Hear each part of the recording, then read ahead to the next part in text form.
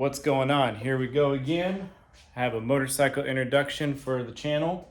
This is the latest and greatest project that I've gotten recently. And this is also a bucket list bike, so I'm really excited to show you guys. This is a 1978 Yamaha XT500. Now this, to me at least, is a super iconic motorcycle. I think these are way cool. Super old school dual sport before dual sporting was, well, I don't know. I guess they were kind of dual sporting way back then, right? But I don't know if they necessarily called it dual sporting. But no, real cool bike here. It's got a really old school OHV permit right there from 2003. And that lines up with the story of the last time when it was running. So I don't know if you guys remember. Well, actually, you probably would if you've seen some recent videos. I had a 1965 CB160. I acquired this bike from the same guy. So I saw this. I've known of this bike for about 2 years. And he hit me up recently and said, hey, man, come get it. So real cool bike. Just want to do a full video on it, introducing you guys to it.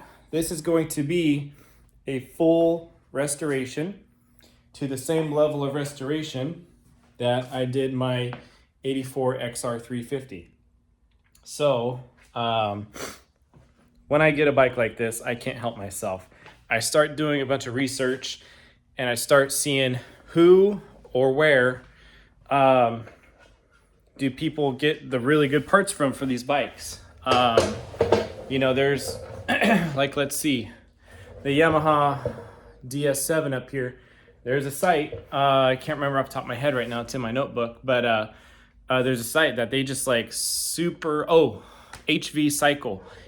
Cycle in Nebraska. They do a whole bunch of parts for those bikes, like specifically that bike. And like the XR350, there's sites that are really specific to them too. And no different, the old Yamaha here, I'm learning the sites where you can find the really good parts for those. So anyway, this bike has been sitting for quite a long time. It did have a old poor seat with some really nasty foam. I went ahead and just ripped the foam off and threw it away, but I got a really good seat pan. The seat pan's just plastic. So I got a couple of inquiries out there for a new seat, and looks pretty promising to get one of those. So let's see. Anyway, yeah, 1978 XT500. It needs a lot. The motor's not stuck. When I got this motorcycle, I was convinced that the motor was going to be stuck. This thing sat outside for a really long time. It was kept in a garage for some of the time after 2003, but then probably within 5 years, it got demoted to the backyard of that guy's house. So it's been sitting outside a long time. We do have some obvious and to be expected rust on it in spots. But all this is going to be gone through.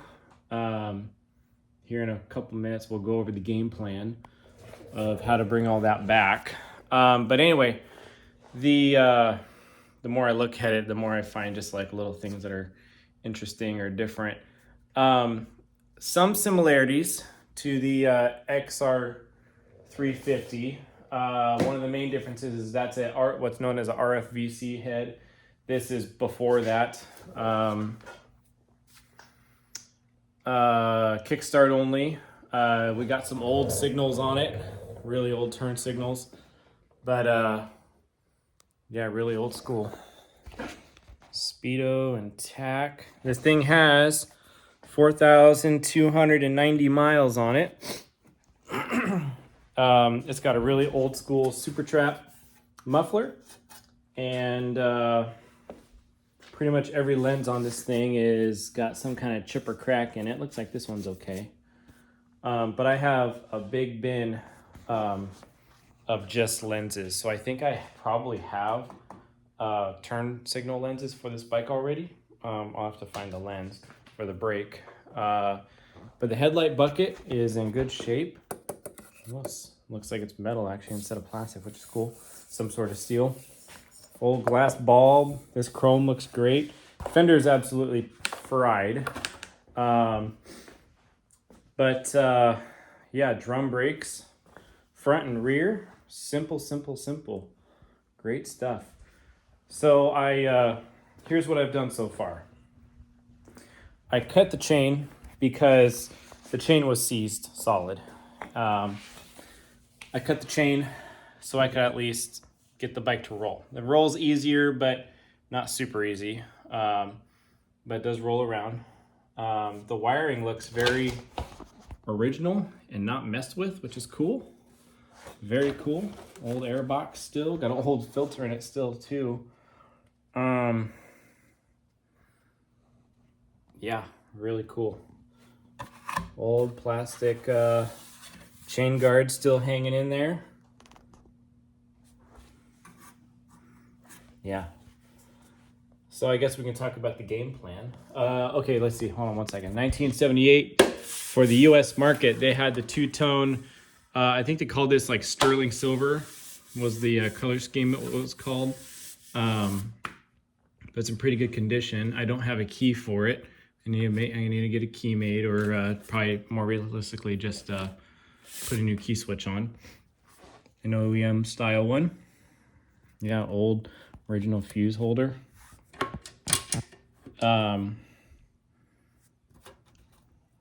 Clutch cable. Clutch actually moves, which is pretty cool. And it also has your clutch, and this is a decompression. And the lever moves. Let's see, right here. Oh yeah, that moves. It's crazy. Throttle is totally stuck.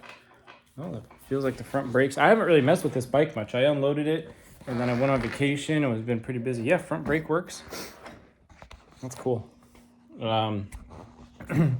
These bikes hold their motor oil in the frame, which is pretty unique. High, low, turn signals, horn, kill switch, pretty stiff. Spot for mirrors. I have not looked in here yet. Oh yeah, look at that. That looks pretty good. No complaints there. Oh, no. Aluminum? No. Oh no. Pretty cool though. Rear fender is steel, a little bit mangled, a little bit.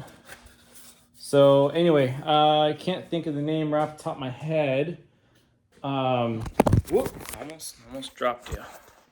Can't remember the name of the site right off the top of my head, but there's a site that they distribute out of the US, but the parts come from the UK, and they do a lot of parts for these bikes. Some of the big items I'm going to be ordering from them. I've already ordered some stuff, but I'm going to order the front fender, maybe a replacement rear fender, depending on the price. I probably will though, just because this bike's gonna be worth it. They have OEM and aftermarket stuff, and I'm gonna go all OEM where I can on this bike.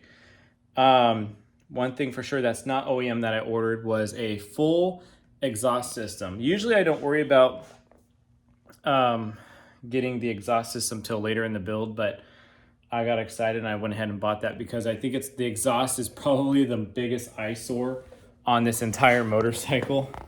It is rough and rusty and gross and grimy. And anyway, this site has one of my later videos on this bike. I'll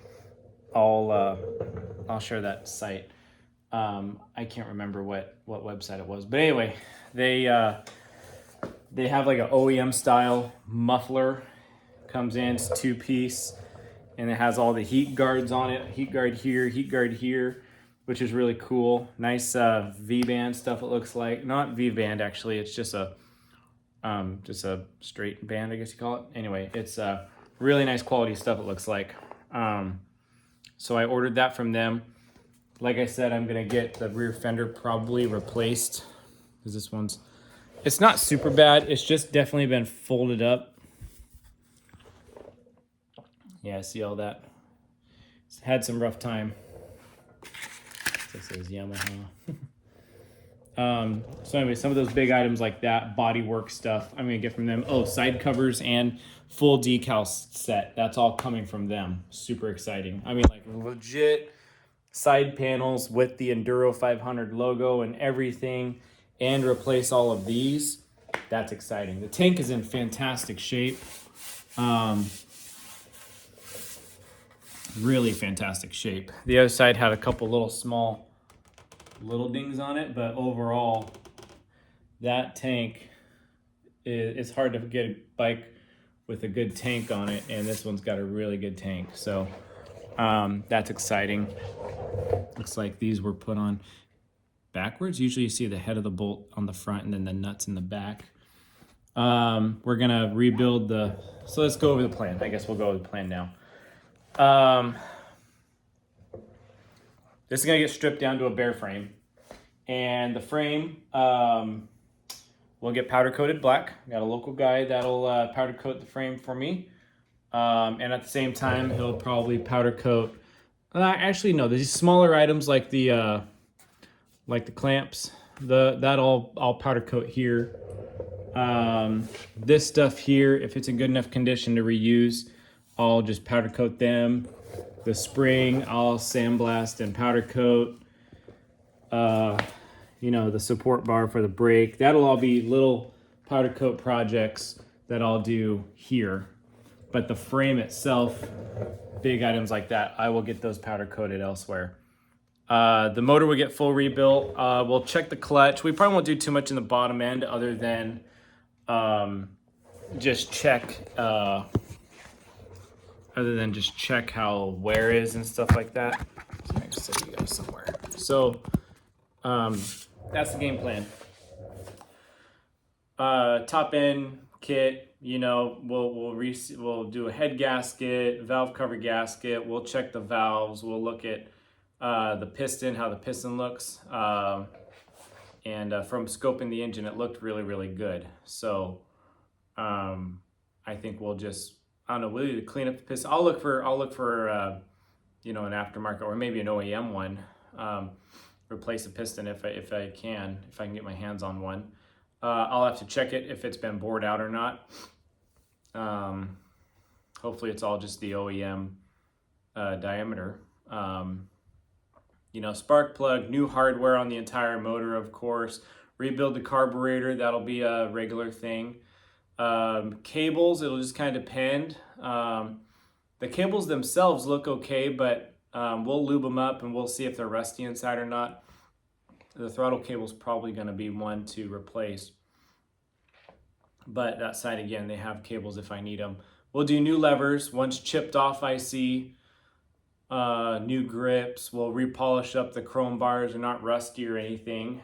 The wheels we'll do a quick clean up and buff on. I looked at them pretty close. There's no dings in them or anything like that. They're not even really scratched up. The wheels look fantastic. Really happy with that. So I think these wheels will clean up just fine. I think they'll be okay. New exhaust, like we talked about already. The air box will probably stay with this air box. It doesn't have any cracks in it or anything like that from what I saw. So we'll keep the air box, but we'll replace all the hardware, put new air filter in, stuff like that. We'll rebuild the swing arm, get it all cleaned up. Not sure if this bike has wheel bearings. No, it probably does, at least in the front. So we'll put new wheel bearings in, new sprockets, front and rear, new chain. It'll be a new bike when we're done. And the tank, I think there's a mix of, there's like some decals on here and stuff. We'll peel all that off. And I'm probably going to powder coat the tank. We'll see. I'd like to do this two-tone again. So we'll see how that goes, taping off and powder coating or whatever. If this fits in my home oven, I'll do it here. If not, I'll have my local company powder coat for that for me. It'll be pretty cool. It almost looks like a brushed aluminum. And it's really cool. Really rad bike. But for sitting as long as it has, it's really not that rusty. It's got regular stuff on it to be expected, but It's not bad. We'll rebuild the forks. We'll put new fork boots on. You know, all these reflectors and stuff will get replaced. You know, all this will get polished up. So that's the plan. We'll do a full rebuild on it, and obviously put some new tires on it. These ones are so old.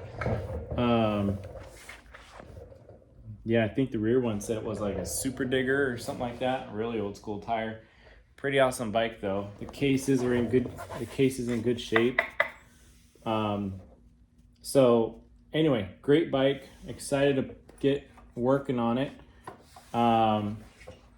The CB160, the little twin cylinder Honda that was black and silver, that bike is sold. It is gone, and I have a potential buyer lined up for the CB354.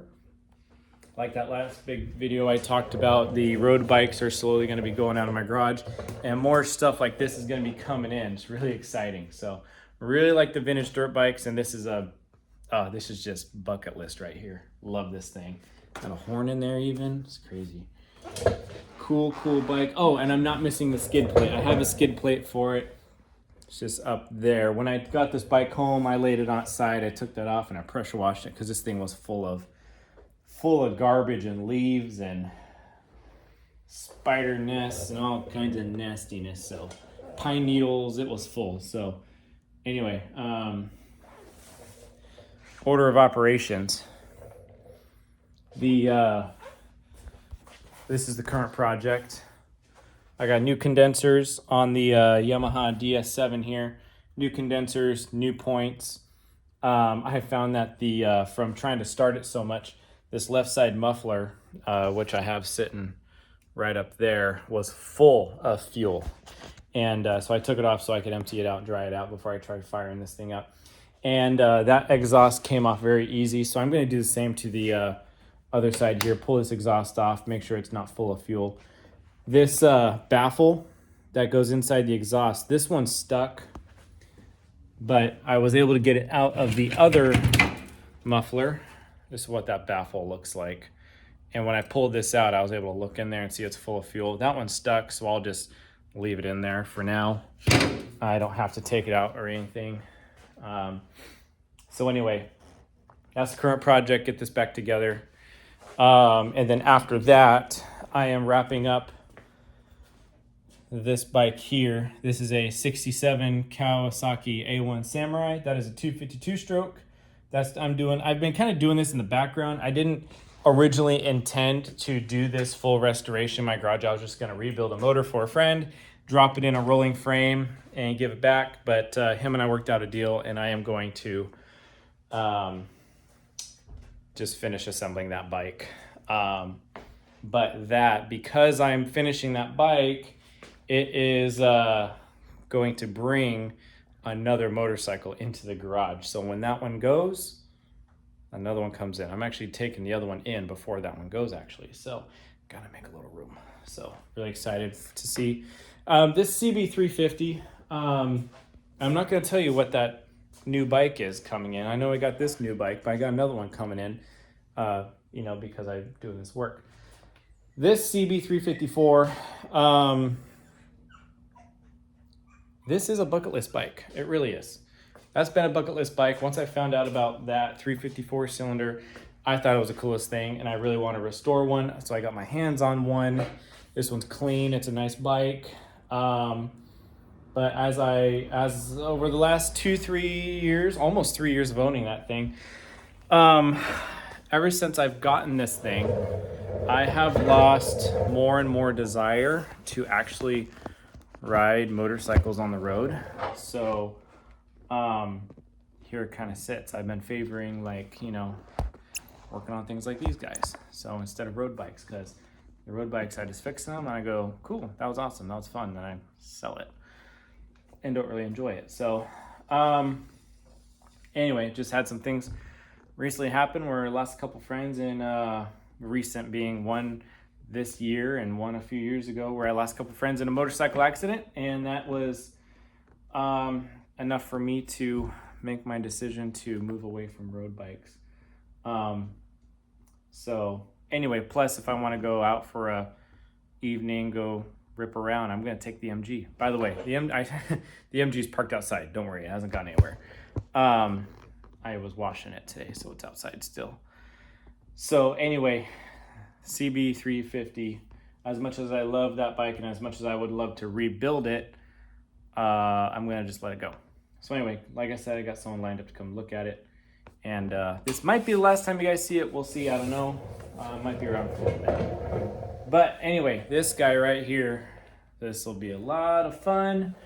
Super exciting.